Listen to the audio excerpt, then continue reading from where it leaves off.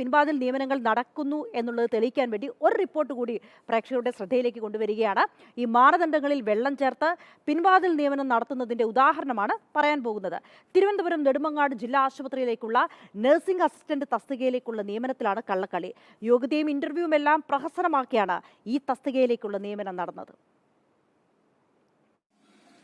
നെടുമങ്ങാട് ജില്ലാ ആശുപത്രിയിൽ nursing assistant തസ്തികയിലേക്ക് താൽക്കാലിക നിയമനം.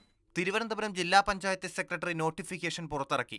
2 വർഷത്തെ പ്രവൃത്തി പരിചയവും യോഗ്യത തെളിയിക്കുന്ന സർട്ടിഫിക്കറ്റുകൾ ഹാജരാക്കണമെന്നും അറിയിപ്പ്. അഭിമുഖം കഴിഞ്ഞു, നിയമനവും നടന്നു. പിന്നാലെയാണ് നടന്നത് പിൻവാതിൽ നിയമനമെന്ന പരാതിയുമായി കിളിമാനൂർ സ്വദേശി അനൂപ് രംഗത്തെത്തിയത്. തിരഞ്ഞെടുത്ത ആളുടെ ലിസ്റ്റുകളൊന്നും അവിടെ ആശുപത്രിയിൽ കണ്ടില്ല. അവിടെ ആളിനെ ജോലിക്ക് എടുക്കുകയും ചെയ്തു. ഈ നോട്ടിഫിക്കേഷനിൽ പറഞ്ഞിട്ടുള്ള യോഗ്യത എന്നുള്ള ഒരു വ്യക്തിയല്ല അവിടെ എടുത്തിട്ടുള്ളത് എന്നാണ് എനിക്ക് ആ വിവരാവകാശം വഴി അറിയാൻ കഴിഞ്ഞത്. അപ്പോൾ പിന്നെ എന്തിനാണ് ഈ ഇന്റർവ്യൂ അവിടെ നടത്തിയത്? വിവരാവകാശ നിയമപ്രകാരം നെടുമങ്ങാട് ജില്ലാ ആശുപത്രിയിൽ നിന്നും അനൂപിന് ലഭിച്ച മറുപടിയിൽ നഴ്സിംഗ് അസിസ്റ്റന്റ് തസ്തികയിലേക്ക് പ്രവൃത്തി പരിചയമോ അധിക യോഗ്യതയോ വേണ്ടെന്നാണ്. അതായത് ജോലിക്ക് ആവശ്യമായ അടിസ്ഥാന യോഗ്യതയിൽ പോലും കൃത്രിമം നടന്നെന്നാണ് വിവരാവകാശ രേഖ വ്യക്തമാക്കുന്നത്.